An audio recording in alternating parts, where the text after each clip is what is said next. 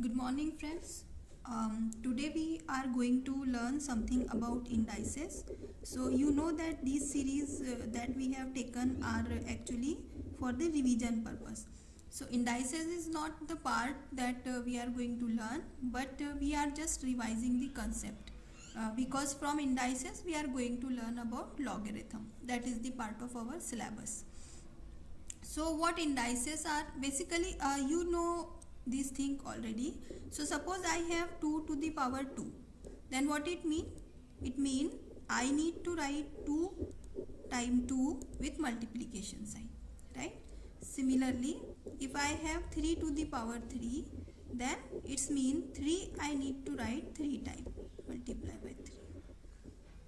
Or 1 to the power 5 is 1 into 1 into 1 into 1 into 1.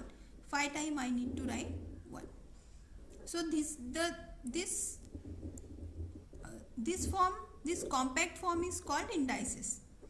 In general, we can write a to the power 5 is equal to a into a into a into a into a.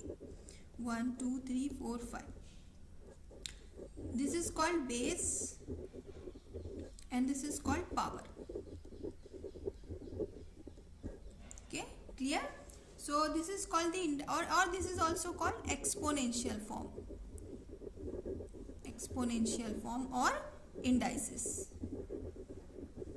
Alright, so I hope this thing is clear. Now to simplify the calculations, there are some general rules for the indices. For example, you know that if anything power 0 is always equal to 1, no matter how much you are taking the base, the value is always equal to 1. So our first rule is anything indices to the power 0 is always equal to 1. Alright. Similarly, the second rule is a to the power m plus n. This can be written as a to the power m into a to the power n. So if base are same, these are the same base, base are same, and you have multiplication in between these two bases, then we just need to add the power. So in the compact form we write a to the power m plus n. Similarly, if we have a to the power m upon a to the power n, so this will be a to the power m minus n. We just need to subtract between these two power, numerator and denominator.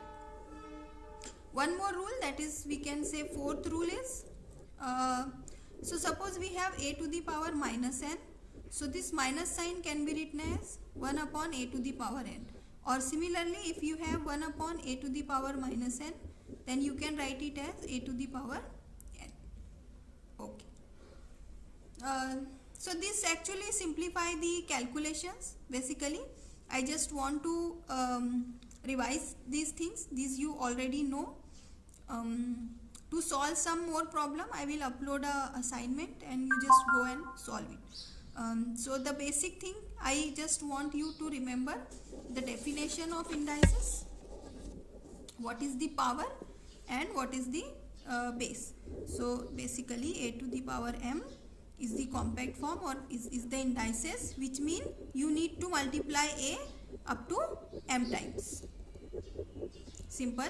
This is called base and this is called power of the indices. Now remember, whatever rule we have learned, these rules that we have learned is all for the same basis.